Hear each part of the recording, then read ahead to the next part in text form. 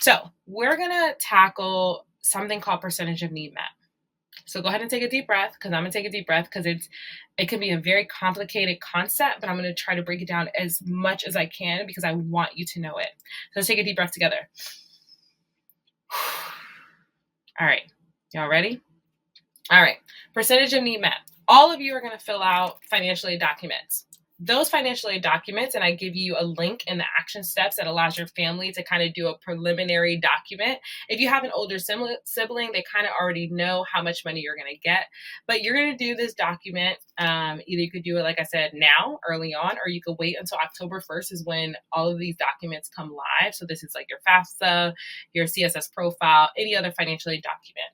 That document, you're going to give all of your family's information. Really, your family fills it out, but I would encourage you to sit down with them, kind of fill it out together, make sure that they do it.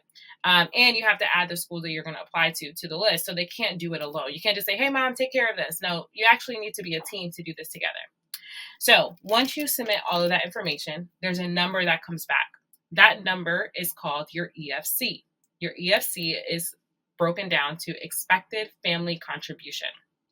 Based off of what your family makes, their expenses, etc., will determine how much a school or schools in general will expect your family to contribute. So that number can range from anywhere from 0 to, infinity. So depending on that number will determine your EFC. Once you have that number, the school uses that information to determine how much financial aid they're going to offer you.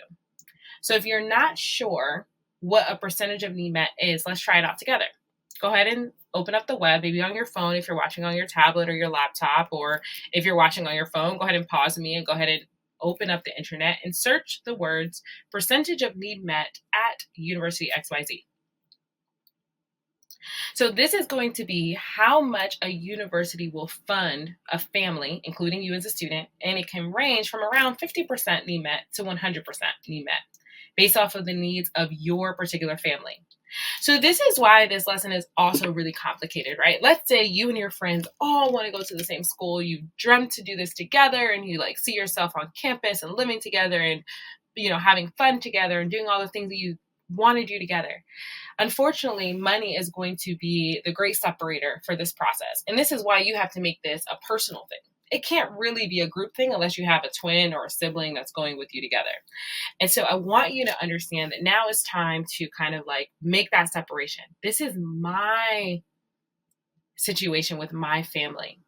I can't assume it's going to be the same for other people. And we want to be respectful of asking, because it might not be something that people are really excited to talk about. And there could be shame on both ends, right? There could be shame for not having enough, or it could be shame for having enough and feeling bad about that because you realize your other friends don't. Let me tell you a secret. Neither of you deserve to be ashamed.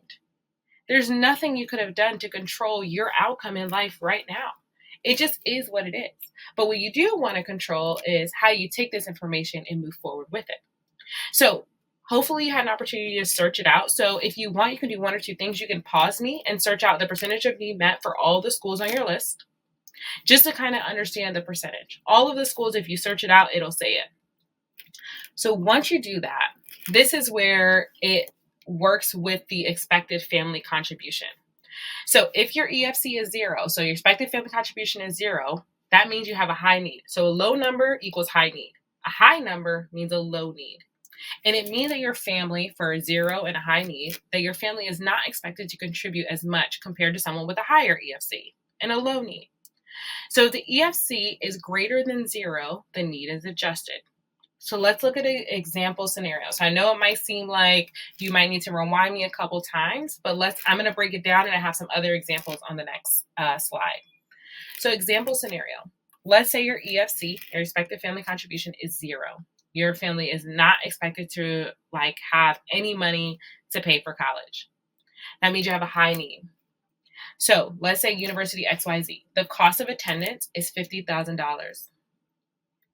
The need that's unmet for this family is 100%. They have 0 expected family contribution. The school's percentage of need met is 100%.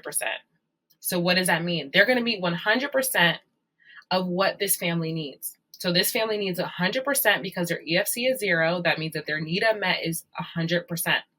So they're going to give them in financial aid $50,000. Now, hopefully you had a couple of schools on your list where their percentage of need met was not 100%, right? Because just because a family has an EFC of 0 and has a high need doesn't mean that every school is going to give their kid a full scholarship. And this is the part that's really, really important, because it's important on both ends of the spectrum. If a school says they're 100% need met and you have a high EFC, you're also not going to get a full scholarship when it comes to need-based money. You might get a full scholarship based off of athletics or academics or those sorts of things. But if they are providing money based off of need, you're not going to get a full need-based scholarship if your family has a high EFC, because they believe that your family has money to contribute to that particular piece. So let's look at some other ones where it's a little bit trickier. So let's go with scenario number 1. School A meets 100% need. The cost of attendance is $60,000. Your EFC is $15,000, and that means that your need is $45,000.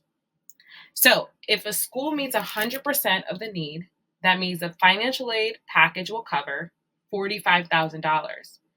But your family still has to pay the full EFC, which is $15,000, right? So a school meets 100% need, but a kid doesn't have 100% of a need.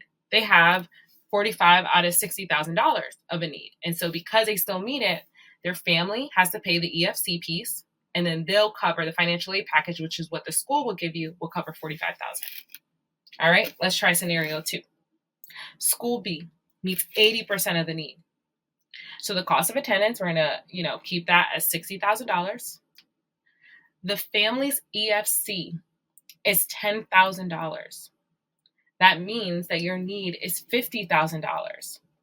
So how much will the school actually cover? They're going to cover $50,000, but not the full amount, only 80% of that, because they're going to cover 80% of your need. So 80% of the need is going to be around, let's say, it's going to be around $36,000 to $38,000, right? So they're going to cover that, and your family is going to pay the balance of that. So your family is going to pay $12,000 plus $10,000, which is $22,000. So you see how that works? You see how the EFC is $10,000, and even when a school meets 80% of your need, it's still almost doubled the amount that they have to pay.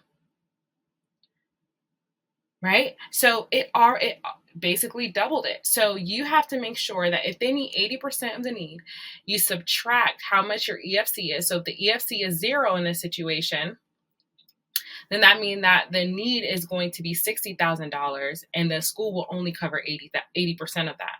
So when you think about 80% of that, of $60,000, can your family afford it? I know it feels like, wow, they're giving a lot, but a lot with the balance of $12,000 for a family doesn't have any money to be able to contribute. Or even a family who says they have $10,000 to contribute, that's a lot of money. And now that $10,000 went to $22,000, right? So in scenario 2, they meet 80% of the need. Cost of attendance, $60,000. Your EFC is 10. So they're already expecting you to pay that. So your need is now $50,000, but they're only going to cover 80% of that. So 80% of that, like I said, is somewhere between $36,000 and $38,000.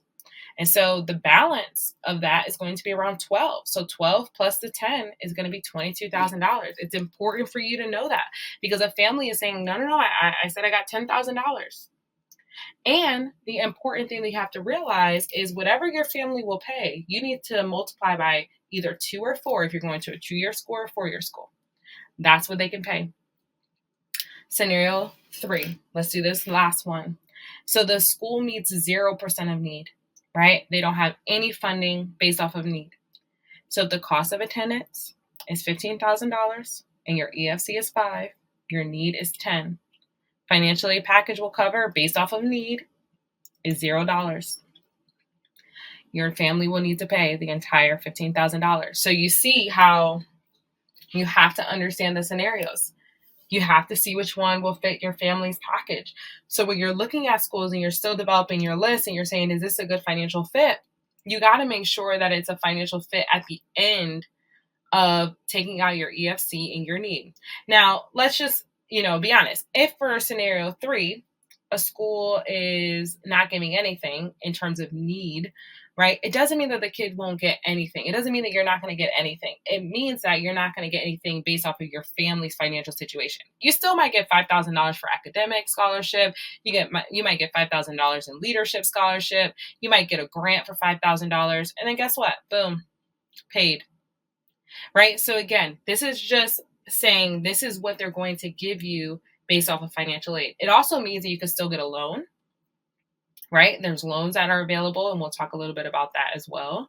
It also means you can get external scholarships, and we'll talk about that as well, right? But this is how you need to understand, especially if you know that your family's EFC is pretty low, right? Less than around $20,000 when thinking about the cost of schools now, right? Schools are between like $50,000 and $80,000. And so if your family can cover less than $20,000, then you have to really do this math early on to know that, okay, this is how much a school is basically saying that I'll get. And just making sure that you take care of that particular understanding as you're thinking about your list. So remember, we talked about our list. We could have schools on our list that are, kind of we're a little bit concerned about. And those concerned schools are because we need really good financial aid packages. That's fine too.